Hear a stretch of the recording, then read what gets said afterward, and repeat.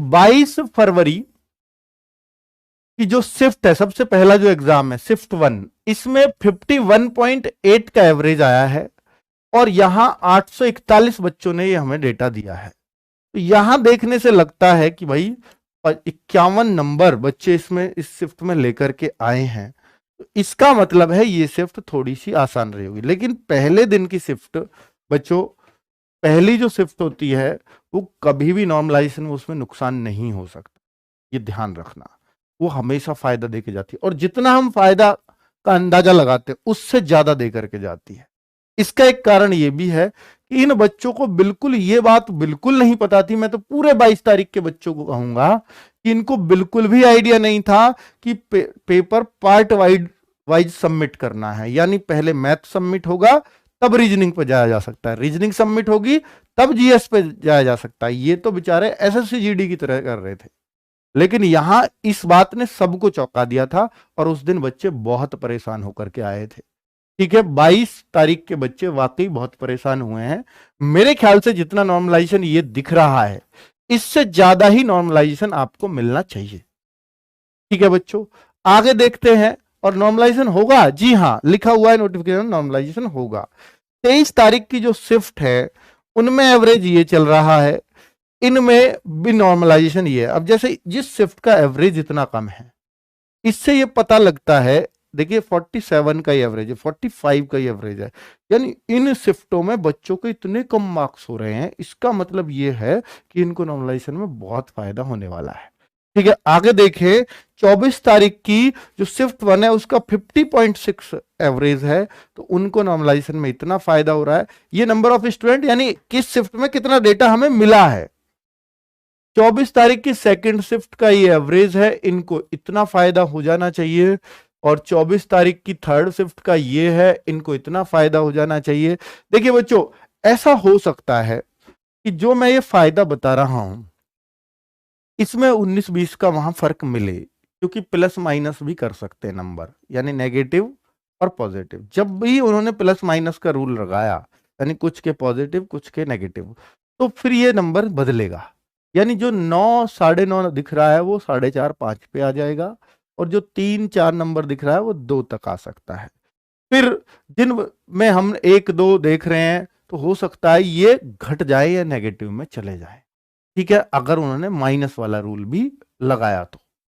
पर बच्चों ये जरूर है कि जिस शिफ्ट में मैं आपको सबसे ज्यादा फायदा बता रहा हूं उसमें सबसे ज्यादा ही होगा, और जिसमें सबसे कम बता रहा हूं, जिनमें कम बता रहा हूं उनमें माइनस में भी जा सकते हैं, या उनमें कम तो फायदा होगा ही होगा। अगर सबको फायदा किया इन्होंने तो फिर उनमें कम फायदा होगा। ठीक है, वो आप देख सकते हैं आपकी शिफ्ट कौन सी है। तो 26 तारीख की ये है, इसमें इतना फायदा मिल रहा है। 26 तारीख की सेकंड ये है। तो सारी शिफ्टें आप देख सकते हो, सारी शिफ्टों का मैंने आपको बता दिया है कि भाई किस किस हिसाब से कितना कितना नॉर्मलाइजेशन बन सकता है।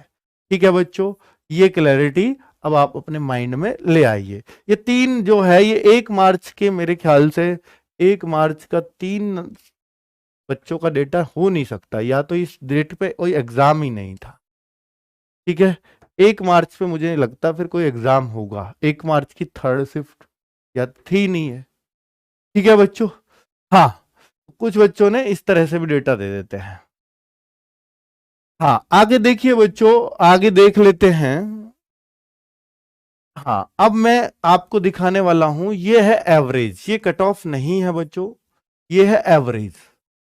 हर शिफ्ट का हिसाब से जनरल कैटेगरी का जो एवरेज बन रहा है वो 51.43 बन रहा है। ईडब्ल्यूएस का एवरेज जो बन रहा है वो 53 बन रहा है। ओबीसी का एवरेज जो बन रहा है वो 51.53 बन रहा है। आपके सर ओबीसी का भी ज्यादा बन रहा है जनरल से, ईडब्ल्यूएस का भी, इसका मतलब इनकी कट ऑफ ज्यादा जाएगी? नहीं, ऐसा नहीं होता है। क्योंकि कुछ बच्चे ओबीसी के जो जनरल की एज में आ रहे होंगे और अच्छे मार्क्स कर रहे होंगे वो जनरल कैटेगरी में चले जाएंगे, इसलिए ओबीसी की कट ऑफ घट जाती है। ठीक है, उसी अकॉर्डिंगली ईडब्ल्यूएस की कट ऑफ भी नीचे चली जाएगी। एससी के भी जितने भी एवरेज आ रहा है, कुछ बच्चे इनके भी जनरल में जाएंगे तो वहां भी और फर्क आएगा। तो कुल मिलाकर के ये SC ST का आप डेटा देख सकते हो। मेल फीमेल की कोई भी कट ऑफ अलग नहीं लगेगी, मेल फीमेल की कट ऑफ अलग नहीं होगी, कंबाइंड कट ऑफ आएगी। ठीक है, अब हम देख लेते हैं बच्चों कि कट ऑफ जो मेरे अकॉर्डिंग जा रही है, वो मुझे नहीं लगता कि ASI की बहुत ज्यादा फर्क रहेगा, पर मैं फिलहाल जो है HCM के हिसाब से लगा रहा हूं, हो सकता है ASI की अलग लग जाए। ठीक है, जिस तरह से मुझे लगता है भाई स्किल टेस्ट या PST के लिए ये कट ऑफ जानी चाहिए, जनरल के लिए 55 से 58 और विद नॉर्मलाइजेशन मार्क्स के साथ है ये, यानी जब नॉर्मलाइज्ड हो जाएंगे आपके मार्क्स तो इतना जाना ही चाहिए।